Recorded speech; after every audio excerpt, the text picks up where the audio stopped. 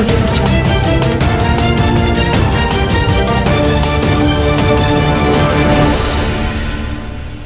नमस्कार। इस वक्त की सबसे बड़ी खबर बिहार के समस्तीपुर जिला से आ रही है, जहां देश की पुलिसिंग और न्याय व्यवस्था को मजबूती देने को लेकर बनाए गए 3 नए आपराधिक कानून सोमवार 1 जुलाई 2024 से बिहार सहित पूरे देश में लागू हो गई। ब्रिटिश शासन काल से चले आ रहे भारतीय दंड संहिता (आईपीसी) की जगह भारतीय न्याय संहिता, दंड प्रक्रिया संहिता (सीआरपीसी) की जगह भारतीय नागरिक सुरक्षा संहिता तथा 1872 के साक्ष्य अधिनियम की जगह भारतीय साक्ष्य अधिनियम लागू हो गया है। बिहार के सभी थानों में नया कानून लागू किए जाने को लेकर पुलिस कर्मियों का प्रशिक्षण भी पूरा हो चुका है, जिसके बाद जिला पुलिस मुख्यालय के आदेश पर आज सोमवार 1 जुलाई को जिले के SC थाना, कर्पूरी ग्राम थाना, बंगरा थाना, मुसरीगरारी थाना व लरझा घाट थाना सहित जिले के सभी थानों पर आम जनता को नए कानून की जानकारी देने के उद्देश्य से पाठशाला का आयोजन किया गया। आयोजित इस पाठशाला का शुभारंभ राष्ट्रगान से किया गया। तत्पश्चात आमंत्रित स्थानीय नागरिकों को तीनों नए आपराधिक कानून की प्रमुख विशेषताओं के बारे में जानकारी दी गई।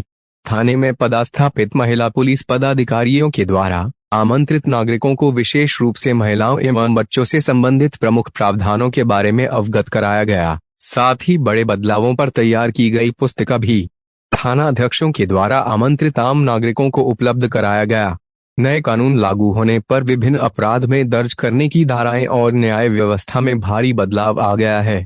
सोमवार 1 जुलाई से नया कानून के लागू होने पर सबसे बड़ा बदलाव यह होगा कि पुलिस जांच पदाधिकारियों के अनुसंधान का तरीका बदल गया है।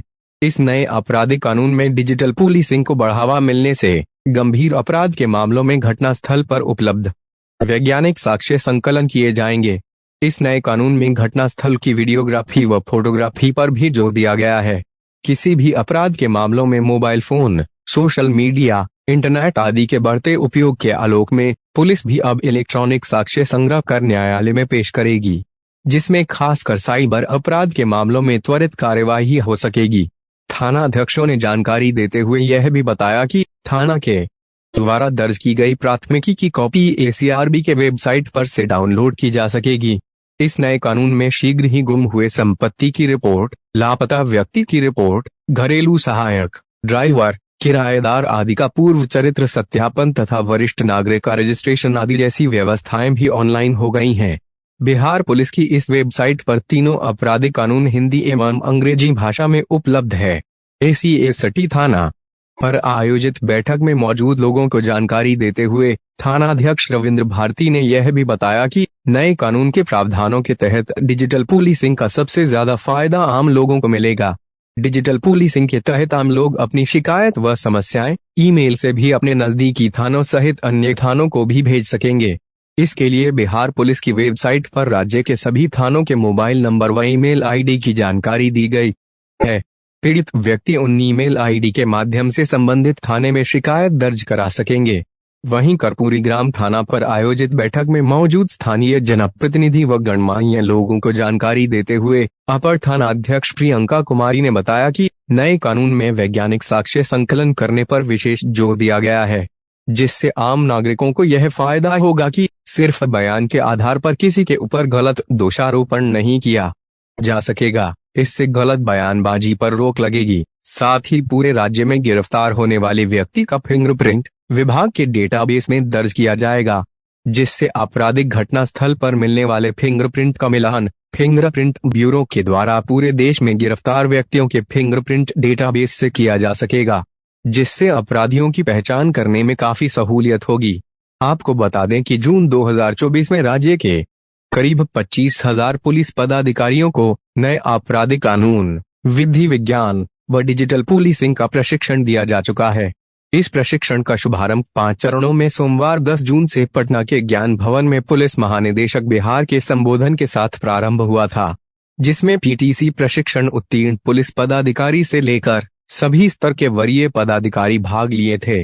इस प्रशिक्षण के माध्यम से पुलिस पदाधिकारियों को 3 नए आपराधिक कानून क्रमशः भारतीय न्याय संहिता 2023, भारतीय नागरिक सुरक्षा संहिता 2023 एवं भारतीय साक्ष्य अधिनियम 2023 की विस्तृत जानकारी दी गई थी। बैठक में मौजूद स्थानीय थाना क्षेत्र के जनप्रतिनिधियों को जानकारी देते हुए बंगरा थाना अध्यक्ष मनीषा कुमारी ने बताया कि महिलाओं और बच्चों के साथ होने वाले अपराध से निपटने के लिए आपराधिक कानून में 37 अन्य धाराओं को भी शामिल किया गया है। इस दौरान उन्होंने यह भी कहा कि नए आपराधिक कानून में 18 वर्ष से कम उम्र की लड़की के साथ सामूहिक बलात्कार करने पर दोषी को आजीवन कारावास अथवा मृत्युदंड की सजा का प्रावधान किया गया है। साथ ही झूठे वादे अथवा नकली पहचान के आधार पर यौन शोषण करना अब आपराधिक कृत्य माना जाएगा। नए कानूनी प्रावधानों के अनुसार बलात्कार मामले में पीड़िता की जांच करने वाले चिकित्सक की भी जिम्मेदारी बढ़ा दी गई है।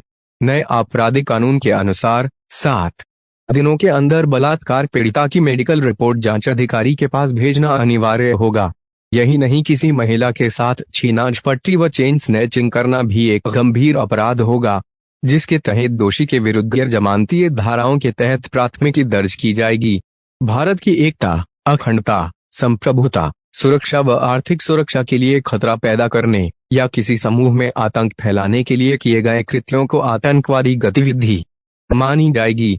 राजद्रोह की जगह अब देशद्रोह शब्द का इस्तेमाल करते हुए भारत की एकता और अखंडता को खतरे में डालने वाली आपराधिक गतिविधि भी शामिल है। मॉब लिंचिंग करने पर अब दोषियों को मृत्युदंड की सजा दी जाएगी। वहीं लड़झा घाट के थाना अध्यक्ष अनिल कुमार रजक ने बताया कि भारतीय न्याय संहिता में त्वरित न्याय के लिए एक तय समय सीमा के अंदर न्याय दिलाने की प्रक्रिया लाई गई है, जिसमें 45 धाराओं को जोड़ा गया है। इस तरह के किसी भी मामले पर पहली सुनवाई शुरू होने के 60 दिनों के अंदर हर हाल में आरोप तय किए जाएंगे तथा आरोप तय होने के 90 दिन बाद घोषित अपराधियों की अनुपस्थिति में भी कानूनी कार्यवाही शुरू कर दी जाएगी। साथ ही अभियोजन के लिए मंजूरी, दस्तावेजों की आपूर्ति, प्रतिबद्ध कार्यवाही, डिस्चार्ज याचिका को दाखिल करना, आरोप तय करना, निर्णय की घोषणा और दया याचिकाओं को दाखिल करना निर्धारित समय सीमा के भीतर पूरा करना अनिवार्य किया गया है। यही नहीं, आपराधिक कार्यवाही में कोर्ट को 2 से अधिक स्थगन देने की अनुमति नहीं होगी। समय जारी करने, उसकी तामील करने तथा न्यायालय के समक्ष साक्ष्य प्रस्तुत करने के लिए टेक्नोलॉजी का उपयोग करने पर ज्यादा बल दिया गया है। अभी तक के लिए बस इतना ही।